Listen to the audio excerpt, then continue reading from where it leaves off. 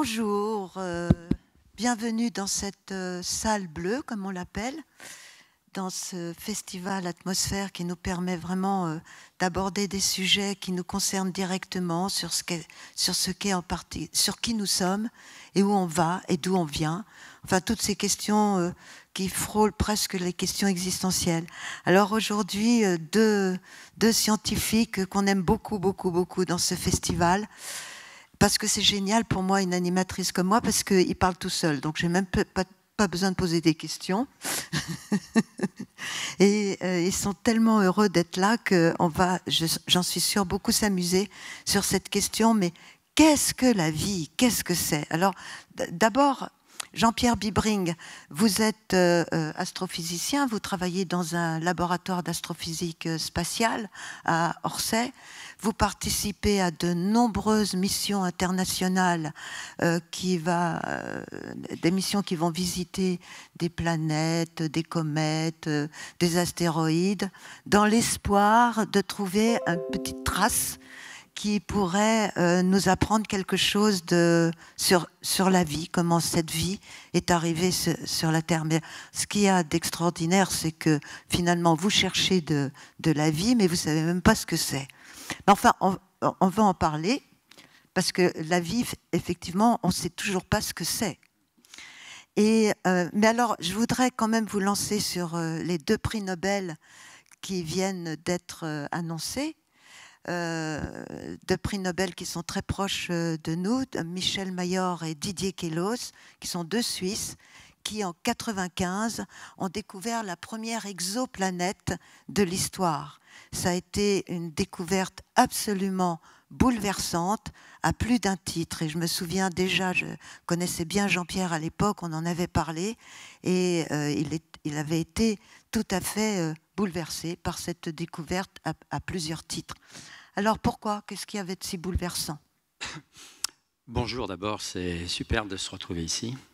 J'adore être dans ce festival et puis pour moi c'est un énorme cadeau de pouvoir faire ce débat sur cette question qui peut paraître un peu étrange, de se poser la question de ce que c'est que le vivant.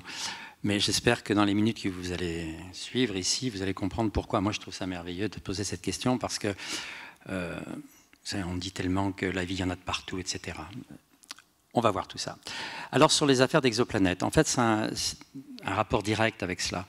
Vous savez, depuis très longtemps, les gens pensaient, postulaient, l'Antiquité bien sûr, qu'il y avait autour de tous les petits points que l'on voit, de toutes les étoiles, des planètes qui tournent. Et les gens ont construit tout un tas de cosmogonies sur cette idée-là. Ça a été proposé ensuite, théorisé, etc. Mais ça a toujours été une idée, jamais validée. Et le propre de l'approche scientifique, c'est qu'à partir d'une idée, à un moment donné, il faut aller la valider par une observation. Cette observation a effectivement été faite pour la première fois par ces 2 personnes en 1995. Ce n'est pas de la préhistoire, c'est il y a une vingtaine d'années. Et c'est vrai que ça a lancé une nouvelle discipline consistant à essayer de regarder systématiquement si autour de toutes les étoiles que vous voyez le soir, il y a des planètes. Et la réponse, très vraisemblablement, est oui, il y a des planètes à peu près autour de toutes les étoiles que l'on voit. Et en soi, c'était déjà extraordinaire parce que valider cette théorie qui était à nouveau une idée postulée et commode quelque part, surtout après Copernic, Giordano Bruno, qui ont vraiment construit même une représentation de l'univers autour de cela. Vous savez, Giordano Bruno, le premier à dire, suivant Copernic, si la Terre est une planète banale, lui, il avait proposé que toutes les étoiles soient des soleils, et donc il y a une infinité, c'est ce qu'il proposait, une infinité d'étoiles, donc une infinité de soleils, donc une infinité de terres. Et ça a remis à l'ordre du jour cette notion de pluralité des mondes, à savoir qu'il y a de la vie partout. Et les 4 siècles de physique qui ont suivi jusqu'à maintenant ont essentiellement assis cette idée que la vie ne peut pas ne pas être partout, à cause essentiellement de cette idée que il y a des planètes de partout et il y en a tellement que forcément il y en a une qui nous ressemble et que le vivant est quelque chose de parfaitement générique, que dans l'évolution, on va revenir là-dessus, on ne peut pas éviter qu'il y ait cela. Eh bien, la confirmation par Mayor et Queloz qu'il y a bien des planètes a été, de ce point de vue-là, tout à fait fondamentale. Mais pour moi, ce n'est pas ça le plus important. Et si j'ai été très bouleversé, comme tu dis, de cette affaire-là, c'est que on était à ce moment-là, après déjà quelques décennies, pas plus, d'exploration du système solaire. Et l'exploration du système solaire avait démarré dans cette idée qu'il y a de la vie partout et que les planètes, elles se ressemblent quelque part. Et plus on allait voir les planètes, grâce à l'exploration spatiale, Mars, Vénus, etc., plus on s'apercevait qu'il n'y en a pas deux qui se ressemblent. Qu'en fait, tout ce qu'on a pensé sur la banalité des planètes était faux. Et que quand on pense que les planètes sont toutes les mêmes, on se trompe, et on se trompe en particulier quand on essaie de comprendre ce qui fait que la Terre est devenue la Terre, avec en particulier le fait qu'elle abrite le vivant.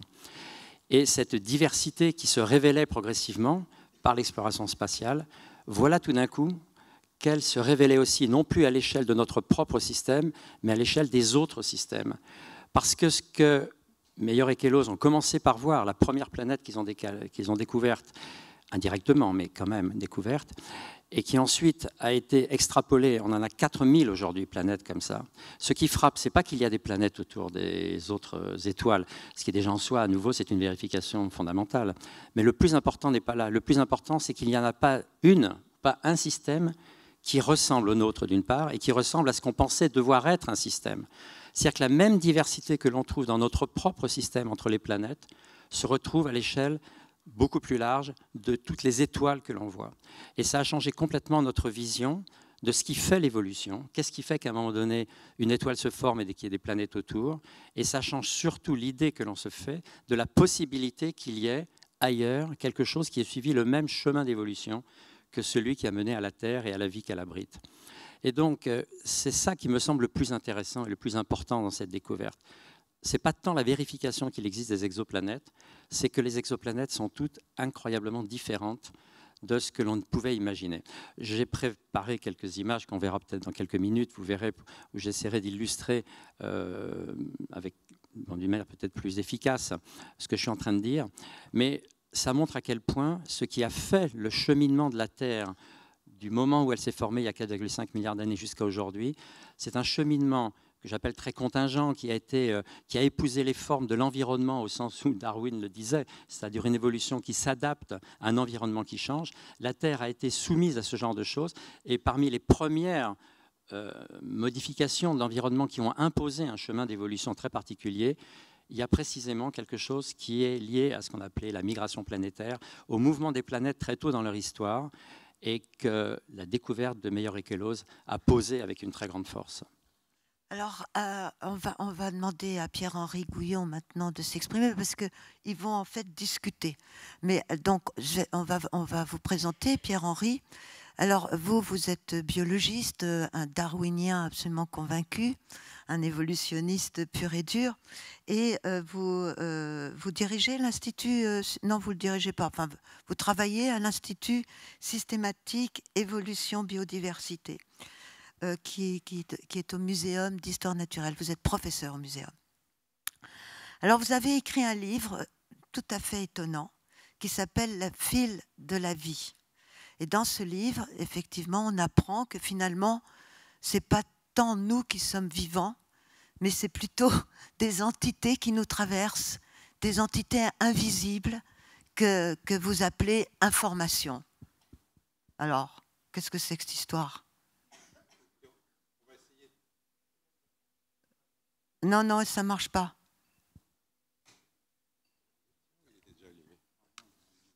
Merci. Oui, donc on va peut-être passer quelques diapos pour illustrer les choses à ce sujet.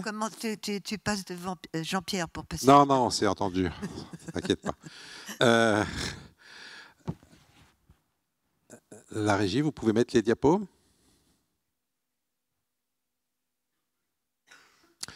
Voilà, donc quand on pense à un être vivant, la première chose à laquelle on pense, c'est au mouvement. La vie, on l'associe à l'idée de mouvement. Alors c'est plus ou moins vrai. C'est plus ou moins vrai parce que, évidemment, il y a des êtres vivants qui sont mobiles. Il y en a d'autres qui ont l'air immobiles, comme les plantes, ou les champignons. Simplement, les champignons, ce qu'on appelle un champignon, en général, c'est juste l'organe sexuel du champignon. Le vrai champignon, il est sous la terre, sous la forme d'un mycélium, de filaments blancs. Et en fait, le champignon, il pousse très très vite. La plante, une plante, c'est pareil, ça bouge en réalité. Bon, il faut les regarder suffisamment longtemps pour voir le mouvement. Et puis surtout, le mouvement, chez tous les êtres vivants, il existe, mais il est à l'intérieur de l'être vivant en question. Vous avez ici, alors vous inquiétez pas, je ne vais pas vous expliquer ce qu'il y a écrit, mais ça, c'est le fonctionnement d'une cellule, en gros. dans une cellule, il se passe des tas de choses. Il y a des tas de molécules qui vont interagir entre elles et qui vont bouger et qui vont provoquer des productions d'énergie qui vont permettre à l'organisme de croître, de se déplacer, etc., etc. Donc on peut dire qu'effectivement, il y a quelque chose de l'ordre du mouvement dans la vie. Et c'est la première définition qu'on a donnée des systèmes vivants, c'était des systèmes de mouvements coordonnés de matière et d'énergie. C'est l'issue d'une discipline qui étudie la biologie, qui est la physiologie, qui a été l'une des plus grandes sciences de la biologie. Mais, disons au début du XXe siècle, on en est arrivé à une autre vision assez différente, parce qu'il existe une autre caractéristique des êtres vivants que ces mouvements, c'est la reproduction. Les êtres vivants... Alors malheureusement, en français, on emploie une expression extrêmement malheureuse. On dit que les êtres vivants se reproduisent. Alors pour les plus jeunes qui sont ici, je voudrais vous dire très clairement, vous ne vous reproduirez jamais. C'est-à-dire que si vous faites un enfant, ça ne sera pas vous, et il se chargera bien de vous le montrer. Mais, donc effectivement, les êtres vivants produisent des descendants. Ils ne se reproduisent pas, mais ils produisent des descendants, et ces descendants, ils possèdent quelque chose de leurs parents, quelque chose d'assez abstrait, quelque chose d'un peu compliqué. Alors bien sûr, on peut dire, bah oui, alors on dit des autres conneries à ce sujet-là, on va dire, il a mes yeux, ou voilà, des trucs comme ça, bon, des trucs complètement fantasmés en général. Mais effectivement, il y a quelque chose qui se transmet de parents à descendants. Et quand on a commencé à regarder les choses de cette façon-là, j'y reviendrai tout à l'heure, après que Jean-Pierre ait présenté d'autres aspects de la question, eh bien, on se rend compte que ce qui circule d'un parent à son descendant, c'est quelque chose d'assez abstrait, mais d'extrêmement important, qu'on peut appeler de l'information. Et on y reviendra tout à l'heure. Jean-Pierre. Je peux ? Tiens. C'est là. Ouais. Fais gaffe, là, t'es à l'envers. Oui, non, mais c'est comme ça. Non, c'est dans l'autre sens. Mais non, je t'assure que c'était très... Et là, vers la droite. Hein. Oui, comme ça, c'est la droite, mais dans l'autre sens, c'était vers la gauche. Dans l'autre sens, c'est à gauche. Oui. Ouais. Voilà. Je vais reprendre un peu là-dessus parce que, effectivement, moi je fais partie de ceux qui essayent de savoir s'il y a de la vie ailleurs. Et donc il faut bien sûr à un moment donné essayer de définir ce que l'on recherche. Et donc on a passé pas mal de temps à essayer de définir le vivant. Et une des caractéristiques, moi je ne suis pas biologiste, mais dès que vous mettez 3 biologistes ensemble pour une définition du vivant, vous avez 4 définitions qui apparaissent. Et si vous prenez les mêmes 3 biologistes un peu plus tard, vous aurez 4 nouvelles définitions. Et il y a dans ce que tu viens de dire d'ailleurs quelque chose... On confond de mon point de vue souvent, je dirais... le propre et l'attribut. Le rire est le propre de l'homme, ça ne veut pas dire que le rire suffit à définir l'homme. Et quand on essaye, donc il y a beaucoup de propriétés du vivant que l'on voit, on parle de la reproduction, etc., mais est-ce que c'est suffisant pour définir le vivant? Et est-ce que c'est propre uniquement au vivant? Et bon, on va probablement pas parler que de ça aujourd'hui, mais c'est vrai qu'il y a quelque chose de fascinant dans le vivant. Et ce que je montre ici, c'est que effectivement, l'évolution, qui est capable de produire à partir de seulement 4 particules, on n'est tous faits que de 4 particules, 2 quarks, un électron et un neutrino, et que c'est par les arrangements différents qu'on a la diversité de ce que l'on voit aujourd'hui. C'est assez extraordinaire. Alors vous voyez qu'il a fallu 4 milliards d'années pour produire ça, mais c'est quand même assez beau. Vous avez vu qu'il n'y a pas que Marie-Odile qui est là, tout le monde est produit de cette propre évolution-là. Eh bien, ça fait beaucoup de temps, bien sûr, que les gens essaient de comprendre quel est le moteur de l'évolution capable de produire ça. Et c'est vrai que pour le vivant, on a été extrêmement loin.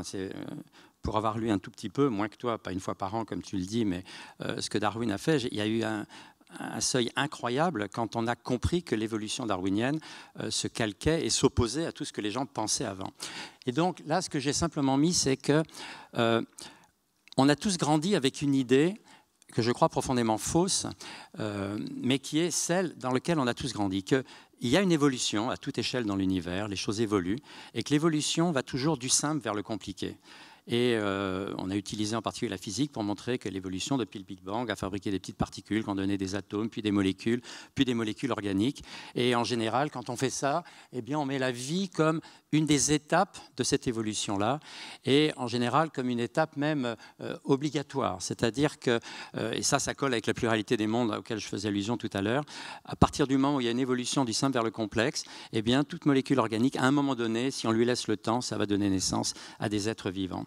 Et en général, ça, bien sûr, ça donne l'idée qu'au-dessus de tout ça, l'homme est le plus complexe d'entre eux, parce qu'il n'y a pas plus complexe que le cerveau. On peut toujours fabriquer une échelle de complexité où on va se débrouiller pour que l'homme soit au sommet de tout ça. Et on comprend bien que c'est une construction parfaitement idéologique qui était nécessaire à un moment donné, surtout au XIXe siècle, et qu'on voit encore aujourd'hui quand on essaye d'expliquer que l'homme est capable, par rapport à la nature, qui serait quelque chose dont il ne serait pas parti lui-même, capable d'être au-dessus et de tout maîtriser, de tout détruire, de tout, etc. Donc cette construction, elle a été très, très prenante au cours du temps. Et je pense qu'à un moment donné, ce paradigme-là, et je vous dirai après comment moi je vois le nouveau paradigme de ce point de vue-là, il faut réellement prendre de la distance avec. Mais c'est vrai que c'était très utile parce que cette notion de pluralité des mondes, auquel je faisais allusion, donc, qui dit que partout dans l'univers, il doit y avoir de la vie, elle reflète cette préoccupation-là que l'évolution, où que ce soit, fait apparaître la vie comme une étape nécessaire. Et donc le vivant aurait sa propre spécificité, mais dans une échelle nécessaire. Et quand on voit les images que je faisais avant, où on voit cette diversité incroyable du vivant aujourd'hui sur Terre, on se dit, mais il y a des lois particulières au vivant. Le vivant il y a des principes de vie, il y a des lois d'évolution du vivant qui seraient autres que ce qui gère l'évolution d'une planète où il n'y aurait pas de vie ou autre chose comme cela. Et je pense que c'est à cela maintenant que ça vaut la peine de jeter, enfin c'est là-dessus qu'il faut jeter, je pense, un nouveau regard. Et l'astrophysique de ce point de vue-là est utile parce qu'elle nous permet de comparer ce que l'on voit ici à ce qu'on compare ailleurs, et mettre en évidence des principes dans lesquels ce qui a conduit au vivant peut s'intégrer sans extraire de ça l'idée que le vivant est une étape nécessaire avec toute la complexité que l'on peut y voir.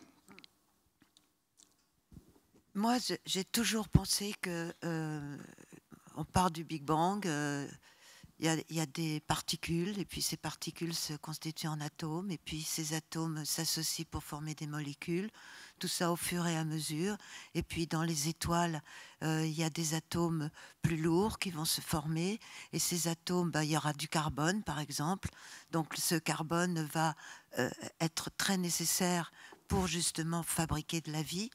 Et il y a quand même une évolution. Alors dire que la vie n'est pas un aboutissement, je suis d'accord, mais c'est quand même une complexité de la matière, quoi, une complexification de la matière. Oui, je voudrais abonder un peu dans le sens de Jean-Pierre. Je pense que ce qu'il faut bien voir, c'est qu'on a... enfin bon, on est en tant qu'humain très très égocentrique et on a l'impression que le monde tourne autour de nous et que toute l'histoire de la Terre elle est destinée à nous fabriquer. Et c'est d'ailleurs là-dessus, au fond, que la théorie darwinienne rentre en conflit absolu avec beaucoup de religions, même toutes les religions en quelque sorte, puisque la théorie darwinienne elle dit que les humains auraient très bien pu ne pas être là, et ça c'est inacceptable pour la plupart des religions. Donc il y a jusqu'au XXe siècle, au fond, on a, enfin jusqu'à Darwin, proposé l'idée d'une échelle des êtres, avec le non-être en bas, et puis l'être parfait en haut, Dieu, puis juste en dessous de Dieu, les humains, qui sont faits à l'image de Dieu, et puis du non-être, il y avait les cailloux, et puis après il y avait les plantes, et puis après il y avait les animaux, puis après il y avait les femmes, après il y avait les hommes, après il y avait Dieu. Voilà, on peut mettre comme ça, c'était l'échelle des êtres.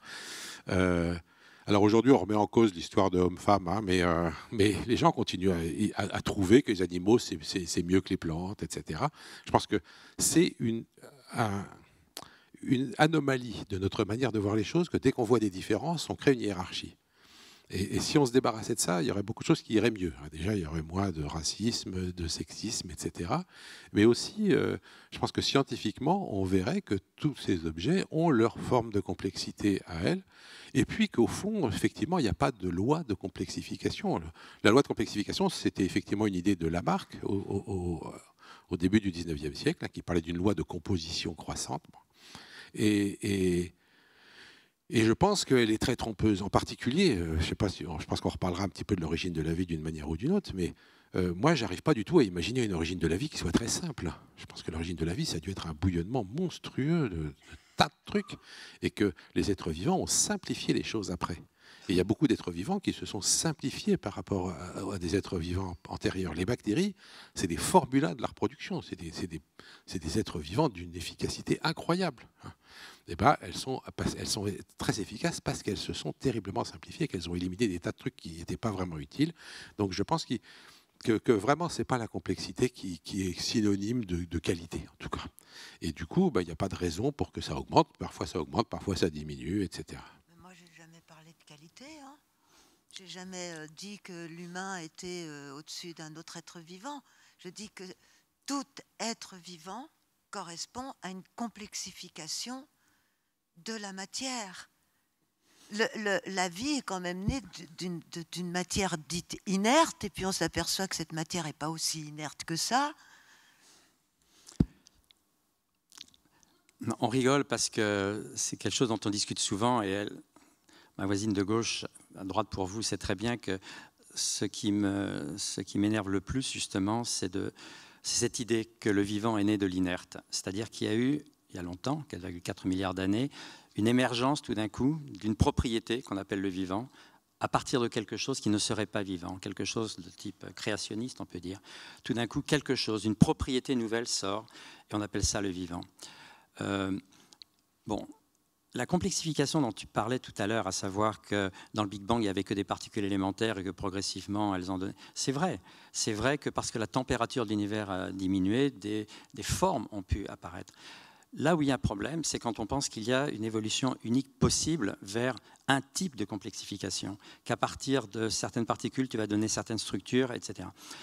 Donc, ce que je voudrais dire, c'est que justement, là, au-dessus de nous, là, j'ai mis une photo, pas une photo, bien sûr, un dessin d'artiste d'une étoile en train de s'effondrer. Vous savez, ces nuages qui, en tournant très vite sur eux-mêmes, s'aplatissent. Au centre, la matière se rassemble, ça donne une étoile, et autour, il y a des planètes qui vont se former. C'est une idée ancienne et qui, pour l'essentiel, correspond à ce qu'on croit être la réalité aujourd'hui. Et c'est vrai que chaque fois qu'on a un système qui se forme, on a quelque chose comme ça avant. Comme j'ai dit déjà tout à l'heure, ce n'est pas pour autant que ce qui va apparaître à l'intérieur va ressembler à notre propre système. Mais de la même manière que les systèmes eux-mêmes vont être différents, la matière elle-même qui va travailler dans ce mouvement-là va être différente à la fin de ce qu'elle était au début, et à la fin, elle va être marquée par la dynamique très particulière de ce nuage. Notre propre système, qui est né de quelque chose comme cela, il a donné à la fin de cette évolution-là un matériau qui n'était pas le même matériau qu'on a pu trouver ou qu'on trouvera, le jour où on pourra aller le voir, dans d'autres systèmes qui vont donner naissance à d'autres étoiles et à d'autres planètes. Bien sûr qu'il y a du carbone, bien sûr qu'il y a de l'hydrogène, bien sûr qu'il y a, etc. Mais à partir de ces éléments-là, la diversité des formes possibles est tellement grande qu'il n'y a aucune raison de penser que partout on va trouver les mêmes formes, en même proportion, avec la même structure non seulement d'ailleurs au niveau de la composition, mais même de la forme géométrique, ce qu'on appelle la chiralité, etc. Tout ça est très contingent à la manière très particulière qu'un nuage a de s'effondrer et d'évoluer. Et alors, je ne sais pas ce que j'ai mis juste après pour tout vous dire. Si, c'est quelques images que l'on a prises avec la mission Rosetta, qui a été, de ce point de vue-là, une... Que tu as dirigé. J'ai participé en tout cas, oui, surtout sur la partie qui s'est posée dessus. C'est une mission quelque part assez extraordinaire qui avait comme objectif, pour la première fois, de caractériser le matériau qui était le matériau d'origine du système solaire, qui n'existe plus ailleurs pour l'essentiel, mais qui a été préservé dans ces objets-là parce qu'ils sont tellement petits qu'ils n'ont pas évolué.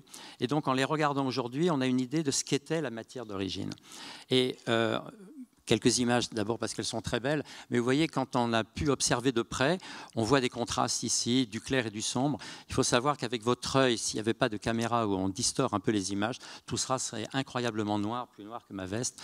C'est que du carbone, on peut dire, sous une forme structurée. Il n'y a pas du tout d'eau à la surface de cette comète-là. Ce ne sont que des structures carbonées, même de grande dimension, des grains qui font des millimètres et qui recouvrent cela. Et ce sont des grains qui ont été formés dans l'évolution du disque primordial, avec non pas seulement du carbone, mais à nouveau du carbone, hydrogène, oxygène, azote, enfin tous les éléments qu'on peut imaginer, mais qui se sont structurés d'une manière très particulière, non seulement très particulière à l'effondrement d'un nuage, mais à l'effondrement de notre propre nuage, si je peux dire.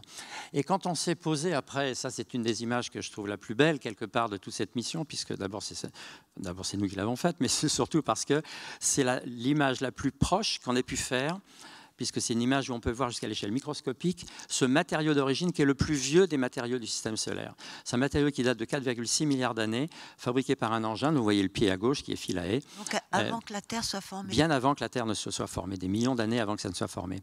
Eh bien ce matériau-là, qu'on n'a pas pu, hélas d'ailleurs, analyser à fond, parce que notre mission n'a pas pu durer aussi longtemps qu'on le souhaitait. Mais on continue l'exploration avec d'autres missions pour essayer de prélever ce matériau-là et l'analyser dans nos laboratoires. Et ce qu'on découvre, c'est qu'effectivement, en tout cas ce que l'on pense, c'est qu'on va trouver, en tout cas dans ce matériau-là, la spécificité du matériau qui ensuite a pu tomber dans les océans terrestres et donner naissance à ce que nous sommes après une évolution de 4 milliards d'années. Je pense important de réaliser que ce matériau est particulier, c'est pour ça que je dis toujours la contingence est importante, parce qu'il a été fabriqué d'une manière très particulière, mais il est tombé dans de l'eau qui n'était pas que de l'eau, la molécule H2O, parce que tout le monde sait que l'eau n'est pas habitable. Si vous mettez un poisson dans un aquarium où il n'y a que de l'eau, votre poisson il crève. Il faut rajouter beaucoup de choses dans l'eau pour qu'une évolution soit possible, des nutriments, enfin bon. Eh bien, c'est ça qui s'est passé sur Terre il y a 4,4 milliards d'années, dès que l'eau a pu, pour des raisons très contingentes aussi, arriver à la surface sous forme de nos océans. Vous savez que nos océans sont stables probablement depuis 4,3, 4,4 milliards d'années. C'est juste après que la planète se soit formée, il y avait déjà nos océans et qui sont restés comme tels depuis cette époque-là. Mais à l'époque, ils avaient une température particulière, une acidité particulière, des cations particuliers, des enzymes peut-être particuliers, ou en tout cas des catalyseurs particuliers qui font que ce matériau-là, immergé dedans, a pu suivre une évolution progressive très particulière qui a donné naissance très rapidement probablement à des membranes pour justement se protéger contre l'eau et pour que les réactions suivantes ont pu conduire à quelque chose de stable, justement parce qu'on était protégé d'ailleurs de l'eau, non pas par des lipides, mais probablement par une polymérisation de ce matériau-là. Eh bien, c'est cette évolution-là qui a donné naissance à ce que nous sommes. Si vous changez un tout petit peu les conditions, c'est-à-dire dans d'autres conditions observationnelles, d'autres étoiles, d'autres planètes, vous allez bien sûr avoir une évolution qui va donner d'autres formes de matière, mais qui n'ont aucune raison d'épouser les formes très particulières de ce qui est devenu ce qu'on appelle le vivant sur Terre. Et c'est pour ça que je pense que c'est important, c'est de réaliser que maintenant qu'on est capable de suivre l'évolution, pas encore bien sûr, depuis l'évolution des premiers êtres vivants, qu'ont fait les biologistes, c'est absolument incroyable. On peut suivre quasiment toute l'évolution du vivant jusqu'à aujourd'hui.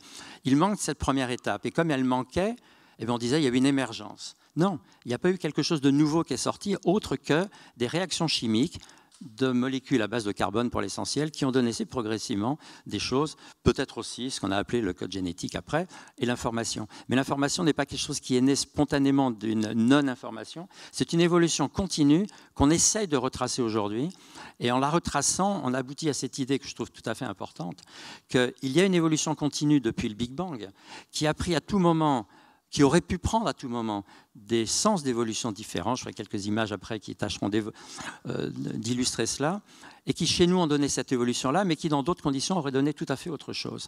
Et on essaie de mettre en évidence aujourd'hui précisément ce qui, dans les processus qui ont guidé l'évolution de la Terre, a donné naissance à cette forme d'évolution plutôt qu'à une autre. Pierre-Henri, tu n'as pas envie de réagir sur tout ce qu'il vient de dire là, Jean-Pierre? Bon, non, il continue. Allez. Non, mais je passe tout ça et on reviendra après. Bien, alors donc pour comprendre ce que c'est que le vivant, les biologistes, ils ont fait des tas d'essais-erreurs pendant longtemps, et puis est apparue une théorie qui aujourd'hui tient encore la route, qui est celle de Darwin. Et cette théorie, elle est fondée sur une idée qui est donc que les organismes vivants font des descendants, c'est la reproduction, mais que les êtres vivants, ils ont une particularité remarquable, c'est qu'ils font des descendants. Ces descendants sont toujours tous différents d'une manière ou d'une autre les uns des autres. Donc il y a constamment de la variation. Et que cette variation, elle a une caractéristique très très particulière, c'est qu'elle est héritable. C'est-à-dire que les descendants des plus grands sont en moyenne plus grands que les descendants des plus petits.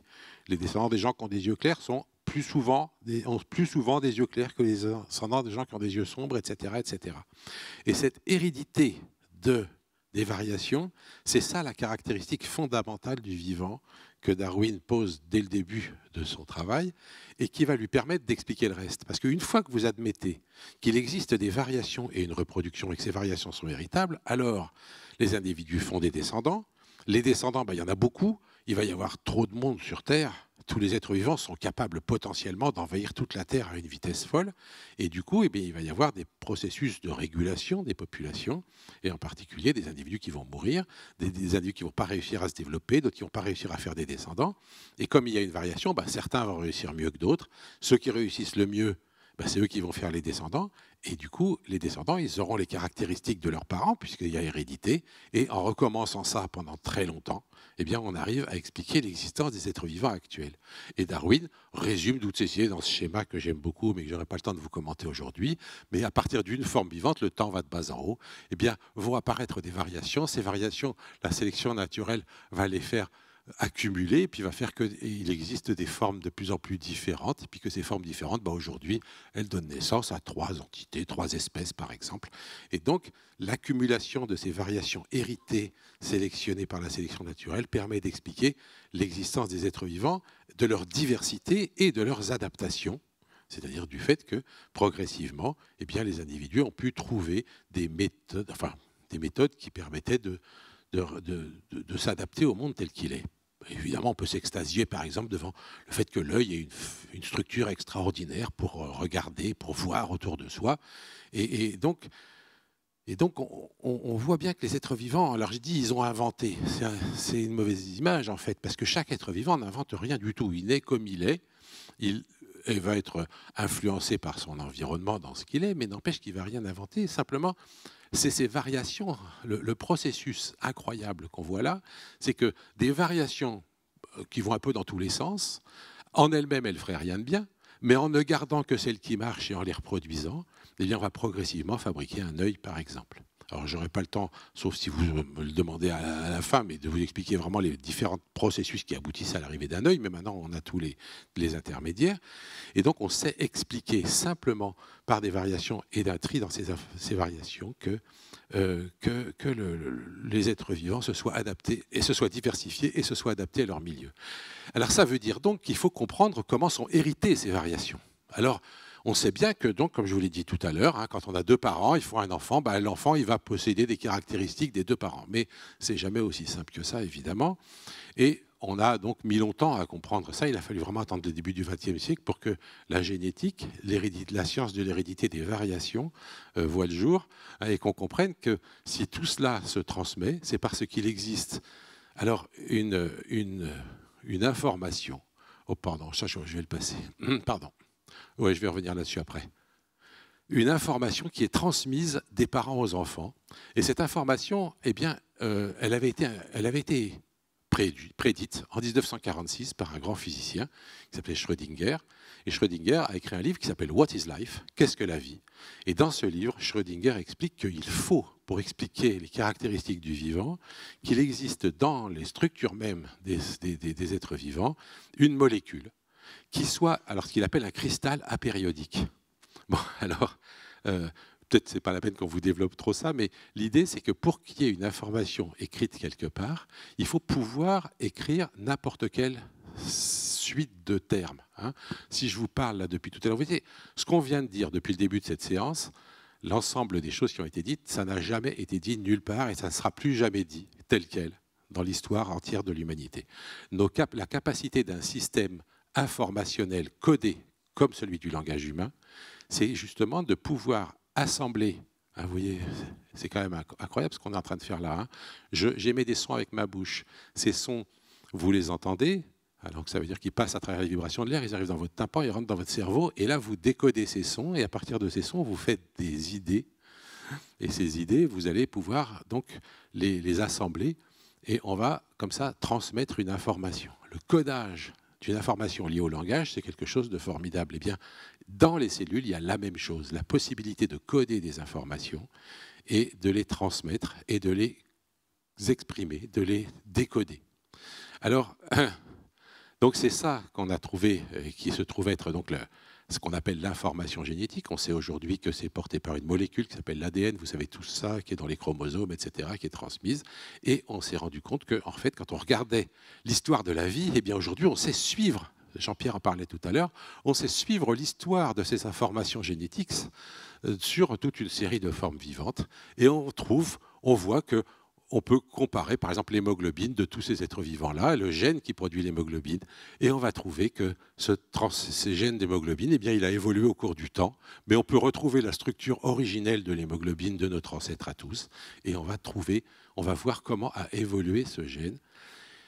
Et en réalité, à force de regarder les choses comme ça, les biologistes se sont rendus compte d'une chose, c'est que quand on regarde l'évolution, on a l'impression de voir des êtres vivants qui se succèdent. Et au fond, d'ailleurs, Darwin, dans son petit dessin de tout à l'heure, tiens, je vous le remets, il a mis des pointillés. Et je pense que son idée, c'était que c'était des individus qui engendrent des individus, qu'il y avait une espèce de discontinuité. À chaque génération, on passe à quelque chose d'autre.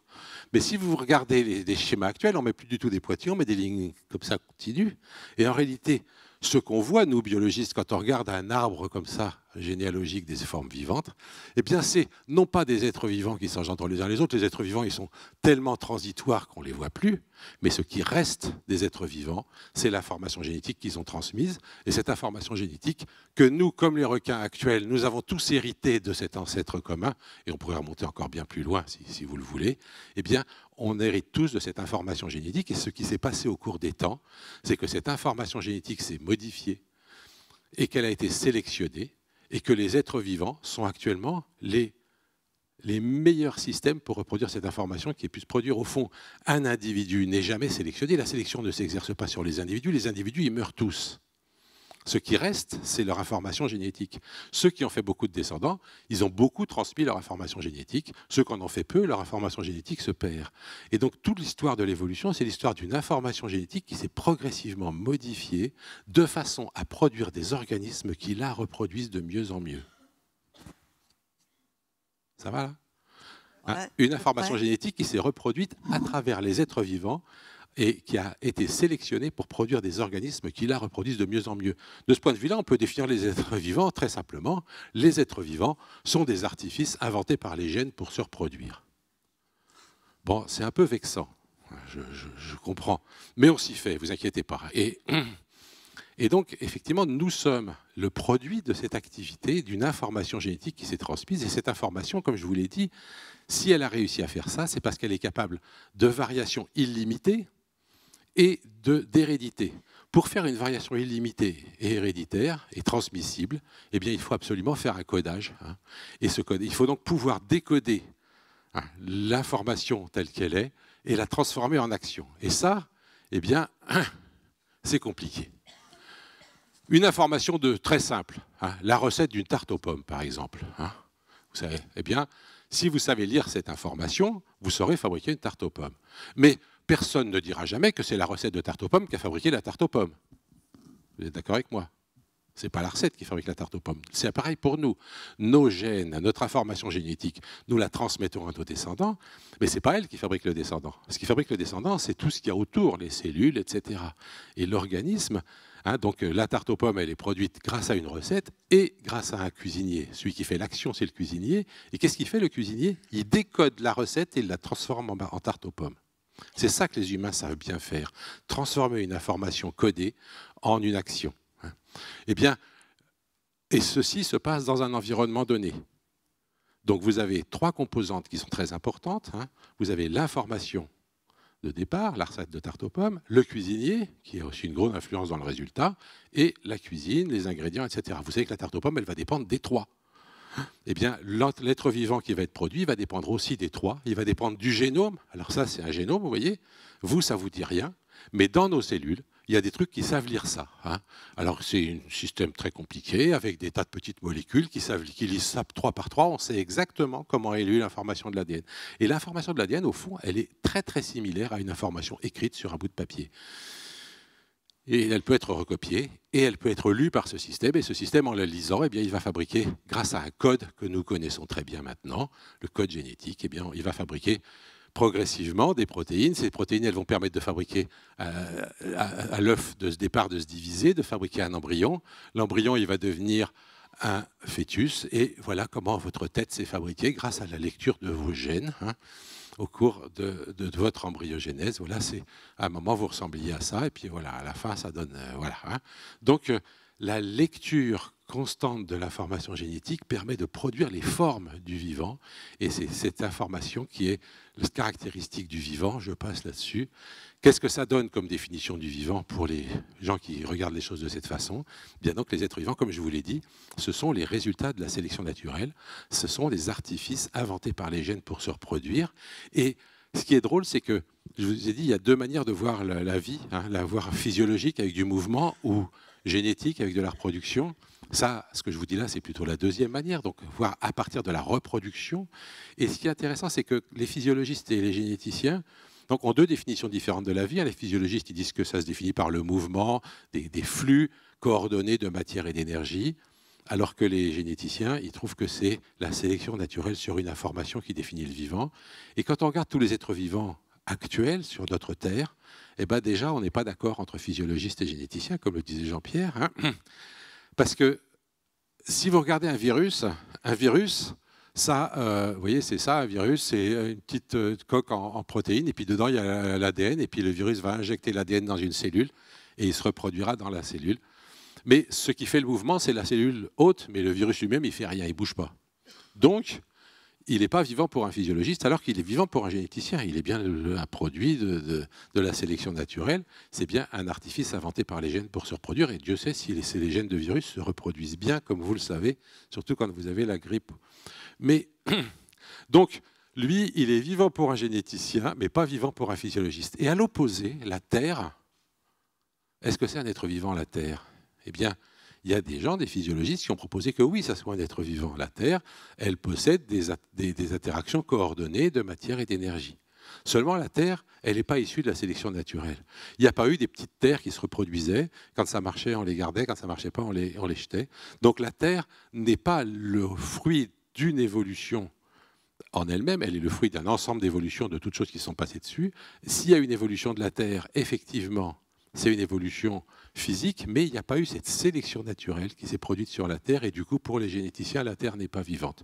Donc vous voyez, il y a plusieurs manières de définir le vivant, et selon les manières, on ne va pas tomber sur les mêmes choses, même sur des choses qu'on connaît bien. Alors c'est encore bien pire si on se pose la question de savoir ce qu'est un être vivant sur une planète qu'on ne connaît pas. Comment reconnaître, si un jour on débarquait sur une planète, comment on reconnaîtrait un être vivant? Mon pari, c'est que quand même, toutes les formes de vie n'importe où dans l'univers, posséderont une information codée sur une molécule qui sera une molécule qui permette effectivement de coder un nombre illimité de codages. Ça, je pense que ça sera une caractéristique qu'on trouvera chez tous les êtres vivants, quels que soient les matériaux qu'ils constituent et quelles que soient les conditions planétaires particulières, comme nous l'a dit Jean-Pierre, qui peuvent avoir présidé à l'apparition de cette forme de vie-là. C'est plus compliqué que beaucoup d'autres choses, parce que ça veut dire que moi, je ne suis pas sûr qu'il y ait besoin de carbone, je ne suis pas sûr qu'il y ait besoin d'eau, je suis sûr qu'il y a besoin de ce codage d'une molécule codée qui permette de définir des tas de formes différentes. Tiens, Jean-Pierre. Je peux. Non, ce qui est fantastique avec Pierre-Henri, c'est toujours la même chose, c'est-à-dire qu'on boit ses paroles, moi je suis toujours estomaqué, et c'est toujours difficile de savoir si on est entièrement d'accord ou pas, en fait, avec toi, parce que il y a beaucoup de choses avec lesquelles que je partage entièrement. Quand tu dis, par exemple, que la vie comme information est née à un certain moment et elle n'est pas morte depuis, je partage cette idée-là, que la vie, les espèces vivent et meurent, mais elles ne font que propager quelque chose qui est là depuis le début. En d'autres termes, je ne dirais pas que la Terre aujourd'hui est habitable. Si aujourd'hui les mêmes objets cométaires qui sont tombés dans les océans il y a 4 milliards d'années tombent, et il y a 20 000 tonnes de comètes par an qui tombent aujourd'hui dans nos océans, il n'y a pas des bactéries qui immédiatement surgissent.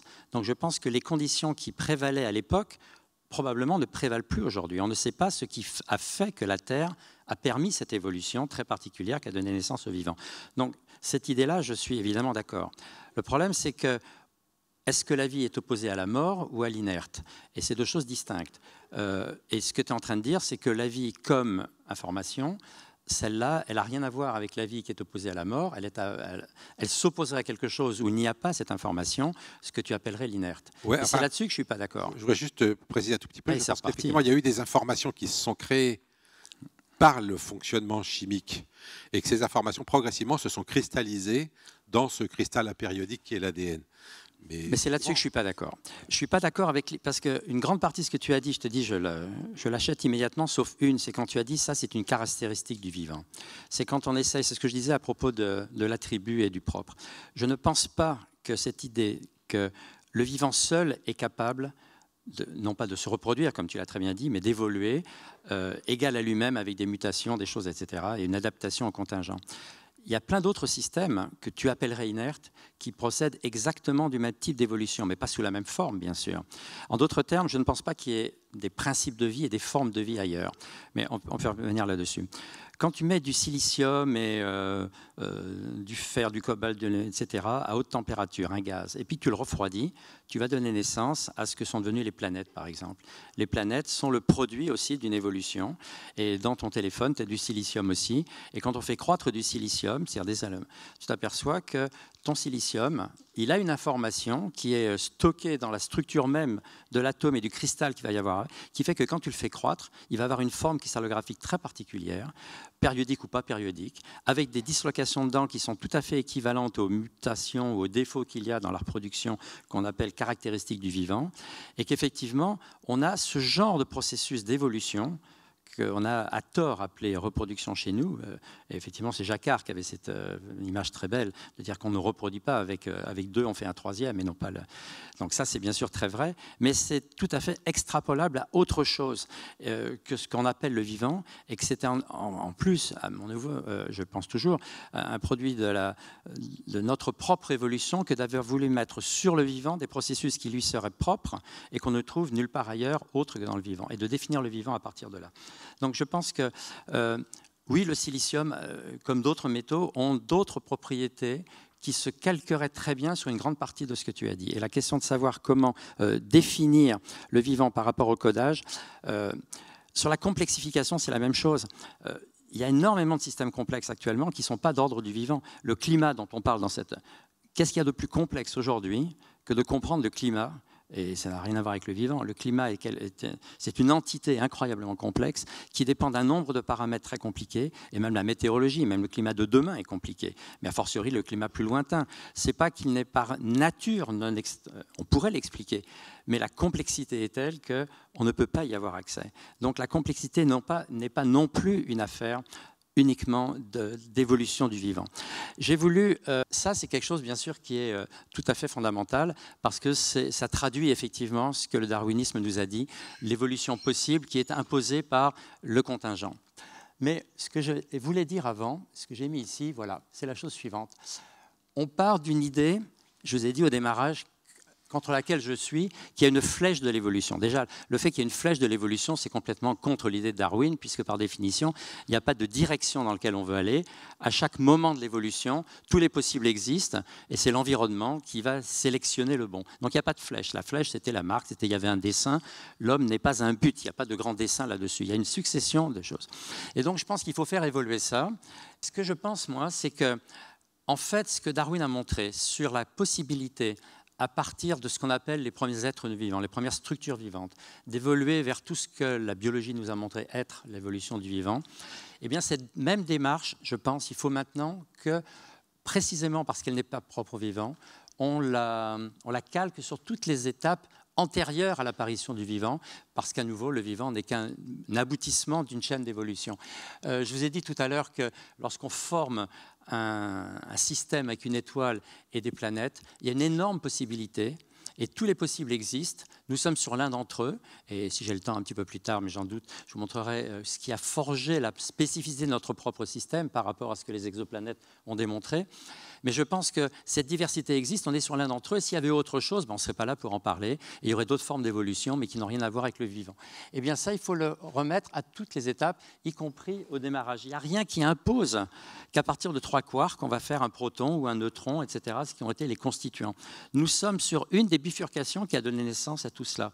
Mais rien n'empêche que la même démarche que Darwin a démontrée avec brio pour le vivant existe à toutes les étapes antérieures. Et que ce n'est pas parce qu'on n'y a pas accès observationnellement aujourd'hui qu'elle n'existe pas. Avec l'exploration spatiale, on est passé de la Terre à toutes les autres planètes et on a compris la diversité dans le système solaire.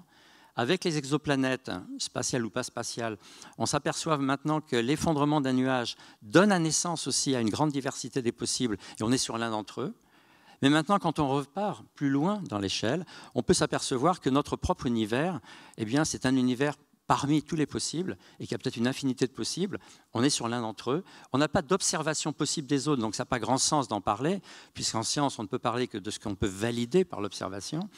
Donc personne ne peut dire aujourd'hui si ça a un sens ou pas. Mais il faut qu'on abandonne l'idée qu'il n'y a qu'une seule évolution possible, et qu'à partir du moment où la matière est créée, elle va conduire à ce que nous sommes et au débat qu'on a aujourd'hui. Donc je pense que c'était extraordinaire ce que le darwinisme a apporté, mais que l'étape suivante, c'est de montrer que le contingent existe à toutes les étapes de l'évolution, bien avant le vivant. Le vivant n'est pas propriétaire unique de cette capacité d'adaptation à l'environnement. Je suis d'accord. Ça, je suis d'accord. Juste sur ton histoire de silicium, je suis d'accord que le silicium peut fort ressembler à l'ADN et pourrait produire une infinité de... Non, je n'ai pas dit ça. Je dis qu'une planète que tu appellerais inerte procède aussi d'un code quelque part. Mais ce qu'il y a pour moi de spécifique dans les systèmes vivants, c'est qu'il y a un système de décodage très précis, avec un code génétique particulier. On sait très bien quel triplet de base sur l'ADN va donner quelle protéine. Or ça, je ne crois pas qu'il y ait un système de décodage du même ordre à l'échelle des planètes. Voilà. Mais peut-être que je me trompe. Ouais. À quelle heure il faut qu'on...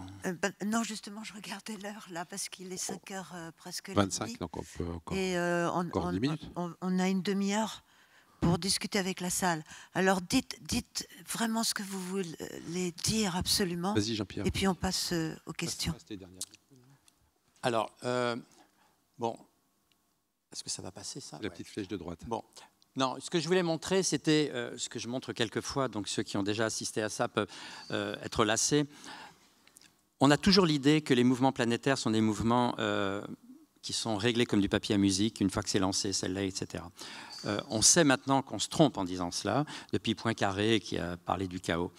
Et on a essayé de trouver, de débusquer dans l'évolution de notre propre système, ce qui à un moment donné donnait des bifurcations très importantes. L'une d'entre elles, qui n'est pas la première dans notre évolution, qui date de quelques millions d'années après la formation de la Terre, c'est que la Terre a subi un choc très violent, on le sait maintenant, par un objet qui était très massif, plus grand que Mars aujourd'hui, mais dans une géométrie très particulière, avec un rapport de masse très particulier. Ce choc a eu des conséquences énormes, et une grande partie de l'évolution de la Terre le doit à ce choc-là. On sait maintenant, et ça a été proposé pour ça, que c'est ce choc qui a, par sa géométrie, éjecté du matériau de surface dans un disque autour de la Terre. La Terre était entourée d'un grand disque, mais c'était suffisamment massif et suffisamment violent pour que ce disque soit de très grande masse. Et c'est dans ce disque qu'un objet s'est réaccrété, c'est la Lune. La Lune procède de la réaccrétion de ce matériau-là. Et c'est pour ça que la Lune s'est formée un petit peu plus tard que la Terre, avec un matériau issu de l'impacteur, d'une part, et des couches extérieures de la Terre. Mais ce qu'on sait aussi, c'est que les propriétés de la Lune, elles le doivent essentiellement à la géométrie très particulière de cet impact. Si l'impact avait été plus frontal, il n'y aurait pas eu de Lune et la Terre aurait disparu. S'il a été plus tangentiel, on n'aurait pas eu de Lune non plus. Si ça avait été un peu différent comme angle, eh ben on aurait une Lune de masse tout à fait différente. Et la masse de la Lune, par rapport à la masse de la Terre, a été essentielle dans l'évolution de la Terre pour fabriquer un grand nombre de choses, dont le climat. Vous savez que notre climat est essentiellement dû au fait que la Terre tourne autour d'un axe qui est orienté de 23 degrés par rapport au plan de l'écliptique. Cet angle-là de 23 degrés, qui procède de ces chocs-là, et en particulier du choc qui a donné naissance à la Lune, il aurait été très différent si la Lune avait été différente, mais surtout, il n'aurait pas arrêté de varier dans le temps. Qu'est-ce qui fait qu'on reste toujours à cette obliquité, comme on dit? Tous les autres systèmes planétaires, qui tournent effectivement sur eux-mêmes, toutes les autres planètes ont un axe qui en permanence fluctue de perpendiculaire dans le sens. Vous imaginez un petit peu... On passe de l'équateur au pôle en permanence. En permanence à l'échelle de quelques millions d'années, ce qui est très court par rapport aux milliards d'années de l'évolution d'une planète. Et on le voit sur les autres planètes qu'on étudie maintenant. Eh bien, à qui on doit le fait que cet angle est stable, à 23 degrés, à 1 degré près depuis plus de 4 milliards d'années, à l'existence de la Lune sous la forme où la Lune est. Les effets de la Lune sur la Terre existent effectivement, beaucoup plus que les marées océaniques. C'est la stabilisation de cet angle-là. Eh bien, c'est cet angle-là qui est responsable de l'insolation au sol et qui fait les climats. Pourquoi il y a des climats qui changent au cours du temps? Parce que la Terre n'est pas sur une orbite strictement circulaire, mais un peu elliptique. Il y a les autres planètes qui changent un petit peu les choses. Et ça fait des variations de l'ensoleillement qui contribuent à une variation de la température moyenne à la surface de 5 degrés. Ce n'est pas grand-chose, 5 degrés de moyenne. C'est quand même suffisant pour être responsable de ce qu'on appelle les glaciations, les grandes glaciations, avec une période de plus de 20 000 ans. Et 5 à 6 degrés, c'est ça qui est incroyable d'ailleurs, c'est ce que l'homme est en train de fabriquer comme évolution de la température à l'échelle non plus des millénaires ou des siècles, mais des décennies. Et tout le problème est là, c'est un problème de constante de temps. L'homme, par son activité, non seulement doit s'adapter à l'environnement, mais modifie son propre environnement avec une constante de temps telle qu'il ne pourra peut-être plus s'adapter à son propre changement d'environnement. Et tout ce qui se dit, en particulier dans ce festival, Lumière très brillante d'ailleurs, est lié à cela. est-ce que notre système saura réagir suffisamment vite pour que notre espèce puisse s'adapter? Et on est à peu près tous convaincus que la réponse est non, bien sûr. D'où l'idée d'essayer de mitiger au maximum cette évolution-là. Tu as quelque chose aussi à dire ou on donne la parole à la salle? Oui, allons-y. On donne la parole à la salle. Est-ce qu'il y a des questions parmi vous? Ah bah merde. Vous pouvez remettre le PowerPoint? Je le vois là-bas. Oui. Ah, là-bas, il y a une main qui se lève. Alors.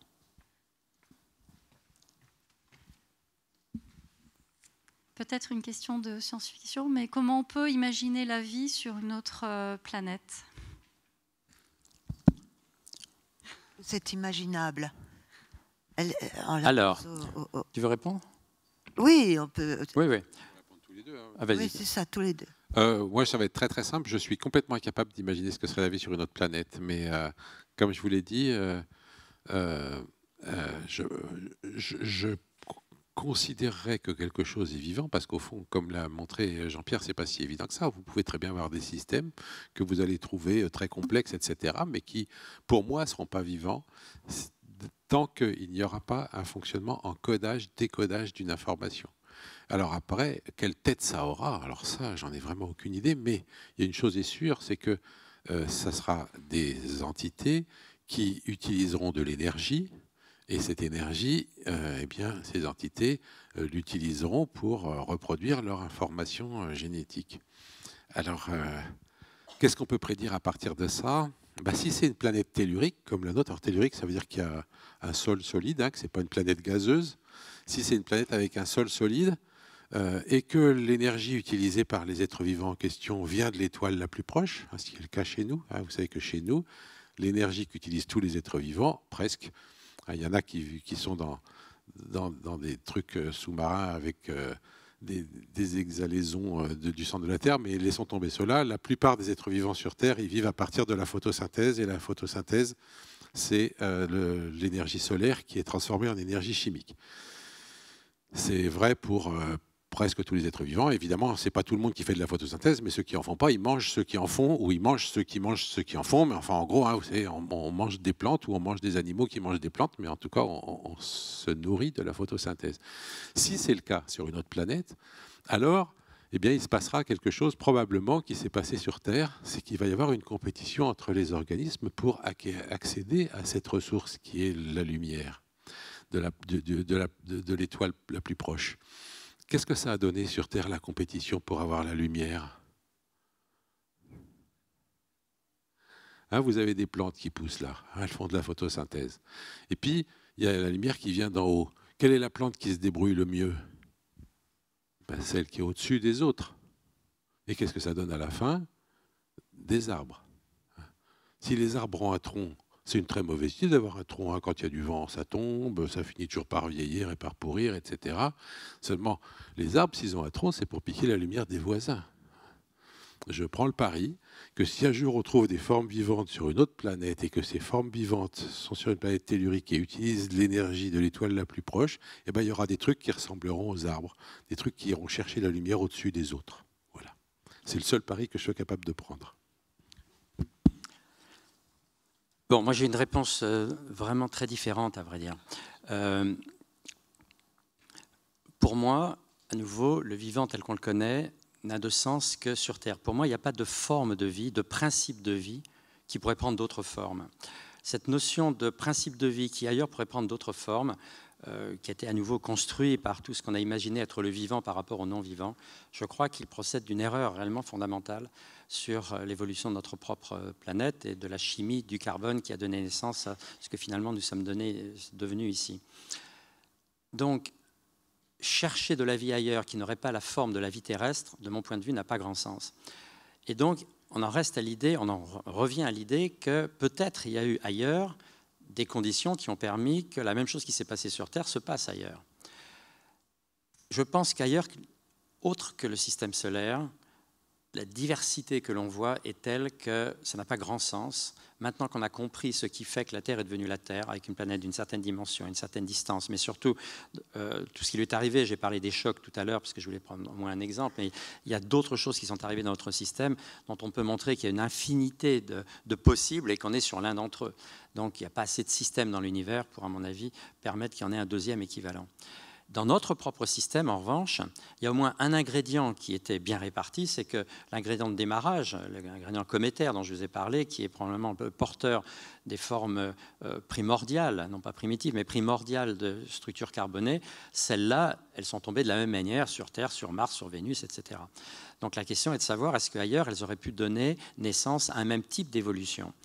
Et on ne connaît pas la réponse, bien sûr, à cette question. C'est compliqué, a priori, de le penser. Donc imaginer, oui, on peut l'imaginer, mais le penser, maintenant que je me fais une certaine idée de la très haute spécificité de ce dans quoi ces molécules sont tombées sur Terre, je vous l'ai dit, non pas simplement de l'eau, mais une eau très particulière à un moment donné, qui ne correspond pas à l'eau qu'on a aujourd'hui, parce qu'il fallait quelque chose qui permette immédiatement les membranes de se former, etc. La probabilité que ça se passe ailleurs me semble faible. Pour autant, ce n'est pas exclu. Et une grande partie de ce qu'on fait maintenant, dans l'exploration spatiale, c'est précisément ça, les deux choses.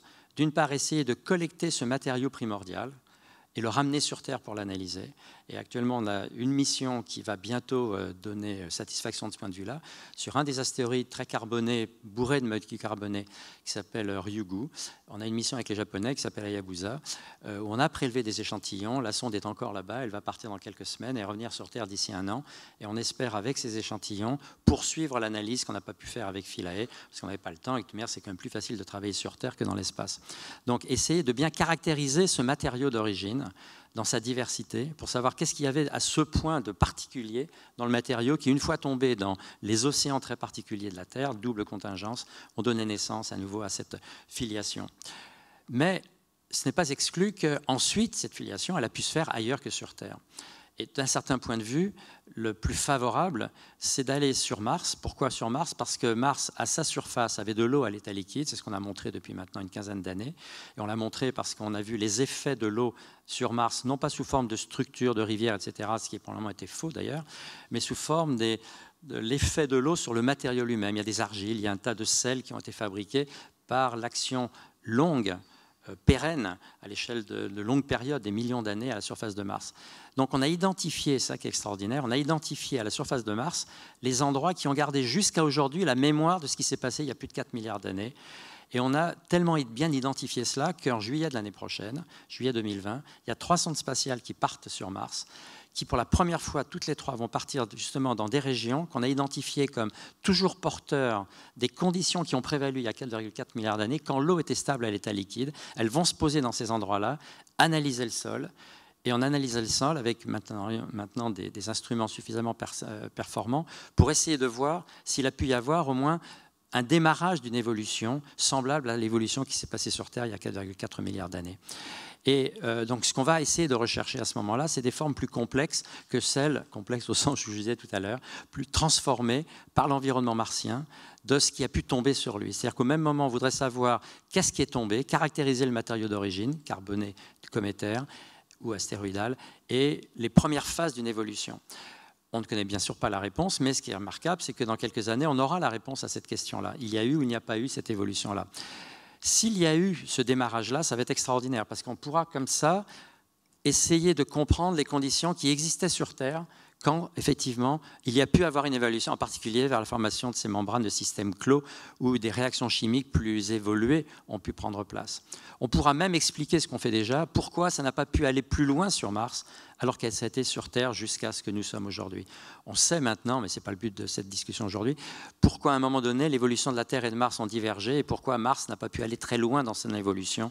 En particulier, tous les gaz à effet de serre ont disparu. Il y a eu un changement climatique global très tôt dans l'histoire de Mars qu'on a mis en évidence et qui font que très tôt, l'eau à la surface de Mars a pu disparaître. Et donc, ça a été la fin. La température joue un très très grand rôle. Hein, quand même. Oui, la température joue un rôle, mais s'il y avait... oui et non, quelque part. Il y a le magnétisme, tout joue un très grand rôle. Oui, mais il y a une résilience incroyable des organismes. Hein, et l'atmosphère, le magnétisme, tout joue un grand rôle. Hein. Oui, c'est ça. La température aussi, mais on sait que quand tu vois une roche, par exemple, aujourd'hui, s'il y a des couleurs dans la roche, si elle est rouge, on dit il y a du fer parce qu'il s'est oxydé, c'est vrai d'ailleurs souvent, mais souvent c'est pas vrai, c'est des bestioles qui sont dans la roche depuis que la roche est roche, qui donnent leur couleur, et ça veut dire qu'il y a des organismes qui ont même gardé, dans certains cas, leur fonction vitale, et maintenant il y a des gens qui sont capables de prendre ça, de reconstituer l'environnement dans lequel ces formes-là, et la vie repart quelque part. Et d'ailleurs, c'est ce qui se passe à 6000 mètres de fond, le long des dorsales, vous avez des organismes qui vivent, et c'est à nouveau pas de la vie qui démarre de zéro, c'est de la vie qui repart. Donc, on pourrait concevoir que si ça a démarré sur Mars, c'est même passé en mode dormant jusqu'à aujourd'hui, et les retours d'échantillons qu'on va faire d'ici une dizaine d'années de Mars, c'est ça qu'ils vont essayer de voir. Donc on a une échelle d'observation maintenant pour essayer de regarder ce à quoi cette question faisait allusion, c'est-à-dire est-ce qu'il pourrait y avoir ailleurs que sur Terre quelque chose qui peut dire que voilà, l'évolution vers le vivant a pu prendre place ailleurs. Qu'est-ce qu'il en pense, Pierre-Henri? Moi, j'attends avec impatience que les astronomes nous montrent des photos de la surface de ces exoplanètes pour qu'on voit s'il y a des arbres dessus ou pas. Oui, c'est ça. Toi, c'est les arbres. Ouais. Est-ce qu'il y a une autre question parmi vous? Profitez-en parce qu'ils ont vraiment réfléchi à la chose. Ah, tout en haut là-bas. Oui. Tout en haut là-bas. C'est passionnant tout ce que vous racontez là. Oh, Marie-Odile. Ah ouais. On se laisserait emporter comme ça pendant des heures. Bonjour. Bonjour. Juste pour être sûr, pour bien poser ma question, si j'ai bien compris, vous pensez que ça n'aurait pas de sens d'essayer de chercher d'autres formes de vie que celles qu'on connaît? Ce serait pour être sûr de poser la bonne question. J'ai peur que ça soit adressé à moi, oui. J'ai toujours quelques regrets quand on fait un long débat, lorsque la question à la fin montre qu'en fait, on n'a pas réussi à convaincre de tout le début, parce que ce que j'ai essayé de montrer, c'est que le vivant tel qu'on l'a aujourd'hui sur Terre procède d'une évolution chimique de molécules, de réactions chimiques qui a donné naissance à cela, mais qu'il n'y a pas de principe inhérent à cette évolution qui ont conduit cette évolution. C'est une adaptation progressive qui fait que cette évolution chimique, ces réactions chimiques ont pris telle forme plutôt que... Pourquoi est-ce que dans notre vivant, il y a 4 bases particulières qui sont mises avec ça, et puis des composés azotés, etc. Voilà, l'environnement a fait que c'est comme ça que... Et ça a eu des propriétés qui ont fabriqué une information dont parle Pierre-Henri Gouillon et qui est effectivement notre caractéristique, la caractéristique de ce qu'on peut décrire comme l'évolution du vivant. Est-ce que ça a un sens de penser... Alors, ailleurs, bien sûr qu'il y a une évolution chimique partout. On voit cette évolution chimique dans les étoiles, dans l'atmosphère des étoiles, sur d'autres planètes, on voit des évolutions chimiques qui peuvent probablement être beaucoup plus même évoluées que ce qu'on est capable de mettre en évidence à distance. Mais qu'est-ce qui nous permet de la qualifier de vivant, cette évolution ? Ce que j'essaie de dire, c'est qu'il n'y a pas quelque chose qui nous permettrait, de mon point de vue, mais on n'est pas d'accord, hein, à l'évidence, il n'y a pas quelque chose qui nous permettrait de dire, voilà, c'est de la vie sous une autre forme. Alors après, on peut s'amuser, mais c'est presque de la sémantique, à baptiser de vivant une évolution particulière qui va prendre un des critères qui se retrouvent dans notre propre vivant. L'histoire du codage et du décodage est peut-être la meilleure manière de le faire. Et donc, on va essayer de regarder, mais on va trouver probablement à ce moment-là des formes de codage et de décodage dont on pourra dire, bon ben voilà, c'est du vivant. Mais il ne ressemblera en rien à ce que nous sommes ici, et de mon point de vue, il n'y a pas de raison de prendre ce critère comme le critère d'attribut du vivant. Tu ne crois pas qu'il y aurait des arbres alors quand même si on trouve un truc comme ça?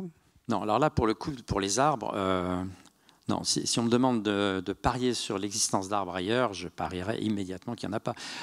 Parce que là, on a fait un pari formel devant vous. Donc un jour, nos descendants sauront. Enfin, sur la notion de forme, c'est ça qui est le plus important. Et c'est vrai qu'à la fin de tous les débats là-dessus, il y a toujours quelqu'un qui dit « Oui, mais est-ce que vous avez pensé que la vie pourrait se trouver sous d'autres formes ?» Je dis « Zut, je n'ai pas réussi à faire passer le message. » Non, c'est qu'il n'y a pas de forme de vie. Il y a une évolution chimique qui, chez nous, sont les structures vivantes, qu'on essaie de caractériser comme uniques par rapport à ce qui, chez nous, n'a pas les mêmes formes et qu'on appelle l'inerte. Mais il n'y a pas de l'inerte et du vivant qui prendrait ailleurs d'autres formes. C'est mon point de vue. Je peux vous poser une petite question? Ok, oui. Vous avez cité Schrödinger tout à l'heure, et Schrödinger était quand même un physicien très particulièrement porté sur la physique quantique. On connaît son histoire de chat qui peut être à la fois mort ou vivant.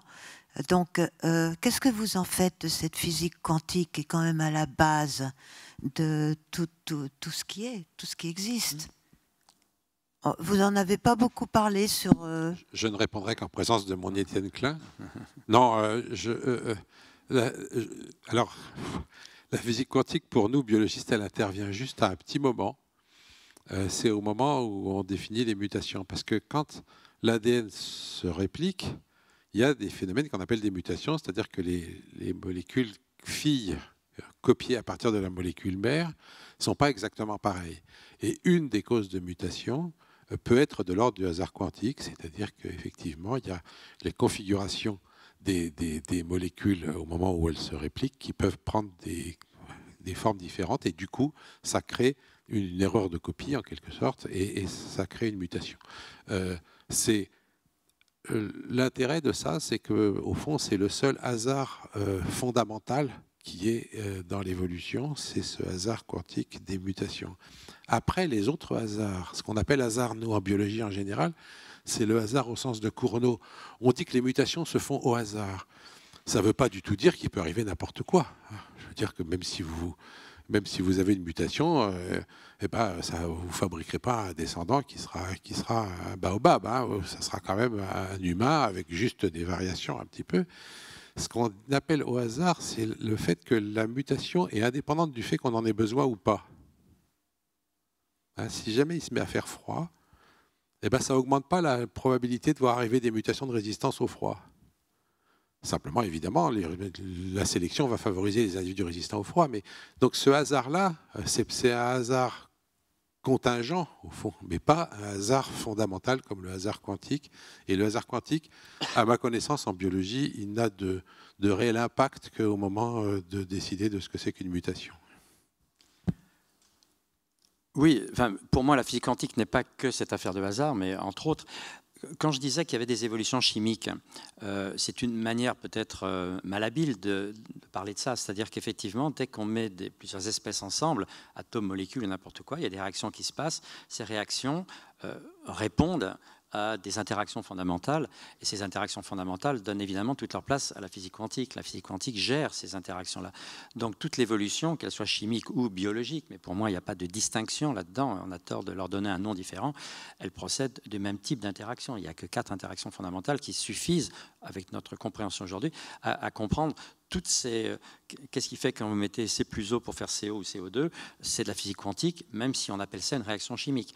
Donc, bien sûr que la physique quantique est là, et à partir du moment où elle est là, elle porte avec elle tout ce principe d'incertitude que Heisenberg a mis en évidence, à savoir que ce qui va gérer l'état final, c'est non pas une certitude, mais une certaine probabilité d'exister de l'état final.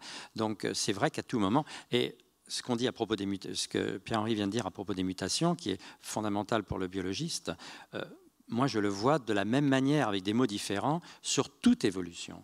C'est-à-dire que quand vous avez une réaction, même non biologique, vous allez avoir effectivement, macroscopiquement, des dislocations, à l'échelle microscopique, des défauts qui effectivement sont des défauts qui sont issus de la manière dont les réactions sont faites, c'est-à-dire de la physique quantique, qui vont prendre des mots différents, mais c'est pour ça que je disais que pour moi, ça ne suffit pas à caractériser le vivant, parce que tout système évolutif, à un moment donné, va faire apparaître, à cause ou grâce à la physique quantique, exactement ce type de défaut dans ce qu'on appelle à tort la reproduction. Cette évolution, même reproductive, va toujours faire apparaître des défauts. Après, dans quelle mesure ces défauts vont être la clé de la sélection, de l'adaptation, eh bien, ça aussi, c'est quelque chose qui, de mon point de vue, n'est pas réservé à la biologie. Si tu mets du silicium dans une enceinte, à cause de la manière dont les défauts vont se propager et la réaction à la paroi va faire qu'on va faire croître le cristal d'une manière ou d'une autre, et on joue d'ailleurs là-dessus pour faire des cristaux plus ou moins purs de silicium avec ou pas des impuretés, etc. Donc, on peut jouer là-dessus. Donc, la physique quantique est bien sûr à la base de tout cela. Et bon, voilà. Peut-être un mot, malgré tout, pour réagir sur une partie de cela et de la question précédente sur les formes et sur la biologie. Vous voyez, ce qui nous différencie quelque part, c'est que moi, j'essaie par la physique qu'il y a des moments où un concept qui peut être extraordinairement efficace, il faut accepter de le dépasser. Et je pense que, c'est un peu ce que j'ai voulu dire aujourd'hui, cette notion de vivant, qui a été incroyablement opérant, parce que quand on parle du vivant, ça a permis à Darwin de faire ça, et c'est ahurissant le progrès qui a été fait dans la compréhension qu'on a de ce que l'évolution par adaptation successive et la sélection, etc. C'est quelque chose d'extraordinaire. Mais je pense qu'on arrive un petit peu au bout de l'épure, parce qu'on arrive devant cet écueil de comprendre, si c'est comme ça, comment le vivant a émergé d'un non-vivant. C'est ce que j'essaie de dire tout à l'heure. Et cet écueil-là, à mon avis, on ne s'en sortira qu'en balayant devant le concept même de ce qu'on appelle le vivant. Et que ça, c'est un effort de toutes nos communautés, et surtout de sa communauté. Et je prends toujours comme exemple ce qui s'est passé en physique avec la notion de force. Quand Newton, en 1650, dit « c'est la même force qui fait tomber la pomme et tourner la Lune autour de la Terre », je dis « ce mec est génial ». Il appelle ça la force de gravité, et il en arrive à une formulation algébrique que tout le monde a appris, M' sur R2. C'est extraordinaire. Et puis on a construit comme ça toute la physique, en l'extrapolant au-delà de la mécanique, en particulier avec l'électromagnétisme. Si un électron et un proton tournent l'un autour de l'autre, c'est parce qu'il y a une force électromagnétique, etc. Et puis au milieu du XXe siècle, les gens se sont dit, c'est quand même de la magie noire, ce truc-là. Qu'est-ce qui fait que l'électron sait qu'il y a un proton? C'est n'importe quoi. Il y a un électron, il sait qu'il y a un proton. C'est quoi cette force? C'est de la magie. Et donc, on a été obligé de comprendre qu'il faut qu'il y ait de l'information qui passe. Et s'il y a de l'information qui passe, eh bien, il faut bien qu'elle soit portée par quelque chose. Et donc, il y a des particules dont le boulot, c'est de porter l'information, ce qu'on appelle des bosons. Et on a postulé ces particules même par la force en question, par les caractéristiques de la force, avant de les avoir identifiées. Et on a réglé à peu près tous les problèmes, sauf la gravité, mais Einstein l'avait réglé avant, donc c'est classé. Et donc, on a, en principe, on n'enseigne plus la notion de force. La notion de force, elle devrait être obsolète, parce qu'elle introduit une magie qui est un peu du même type que la magie de l'inerte au vivant, qui est cette interaction magique entre deux particules qui ne savent pas que l'autre existe, mais pourtant elles le savent. En disant, effectivement, il y a quelque chose d'autre qui est là. Il y a une interaction avec des particules porteuses, etc. Donc on a changé ça. Quelque part, avec toute l'humilité dont je peux me vêtir aujourd'hui, je pense que pour la biologie, on en est quelque part au même point, que si on pousse la notion de vivant à son extrême, et nous qui la recherchons ailleurs, je pense qu'on est bien placé pour savoir que c'est vraiment compliqué ce qu'on recherche, eh bien l'impossibilité que l'on a à régler certaines questions, comme cette question de l'émergence, elle est due au fait que ce qu'on appelle le vivant, et qui était très opérant jusqu'à aujourd'hui, arrive à sa limite. Et que j'espère que rapidement, nos amis ici présents vont montrer qu'effectivement, alors peut-être que l'information, au sens où tu le dis, suffit à remplacer le concept, mais je pense qu'il faut qu'on arrive à dépasser cette notion-là de vivant par rapport à du non-vivant. Un peu comme Pasteur, qui a dû passer pas mal de temps à démontrer que la maladie, elle n'est pas née de la non-maladie, il y avait déjà des germes avant, et qu'il y a une évolution continue qui aboutit à la maladie. Et bien le vivant, pour moi, c'est la même chose. Sauf que Pasteur a commencé tout au début par montrer que l'acide tartrique qu'il trouvait était justement dû à des trucs vivants et pas à des trucs pas vivants. Oui. Mais moi, je suis tout à fait prêt à abandonner le concept de vivant, à condition effectivement, comme tu le disais, de développer le concept d'information codée. Pour moi, le nœud de la question est là. La question de savoir comment fonctionnent des systèmes qui fonctionnent avec de l'information codée. Je voudrais vous dire que pour le moment, je connais que 2 systèmes qui codent de l'information, l'ADN et les systèmes vivants, et puis le cerveau humain avec les langages écrits ou informatiques, bien sûr.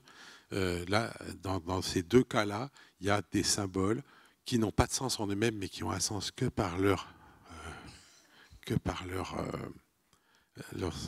suite, que par leur séquence. Et dans les 2 cas, effectivement, on peut reproduire ça, comme la silice peut reproduire des tas de trucs, mais on peut en plus le décoder et fabriquer une action à partir de cette structure inerte. Et ça, c'est quand même un truc extraordinaire. Je vous l'ai dit, la recette de tarte aux pommes, elle fait rien, elle est inerte. Votre livre de recettes, il fout rien, il est là, il bouge pas. C'est jamais lui qui fabriquera la moindre tarte aux pommes, mais n'empêche que c'est grâce à lui que vous pouvez faire un plat.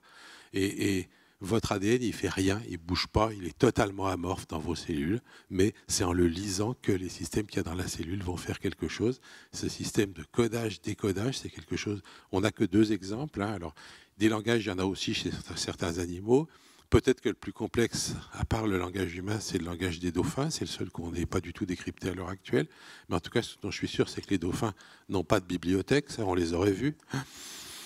Et donc, le fait de coder sur des supports physiques pérennes, comme l'ADN ou comme du papier ou comme des clés USB, de l'information et de pouvoir comme ça la ressortir et l'utiliser, ça je crois que c'est quelque chose qui est extraordinaire et qu'on comprend très mal au fond. On le comprend par analogie avec ce qu'on fait avec nos ordinateurs ou avec nos textes, mais le concept même d'information est un concept trop compliqué actuellement, on ne l'a pas vraiment travaillé et il reste beaucoup de recherches à faire pour le comprendre. Quand on l'aura fait, peut-être qu'on abandonnera le concept de vivant, ça ne me dérangerait pas. Merci, merci à tous les deux, vraiment on les applaudit. Pierre-Henri.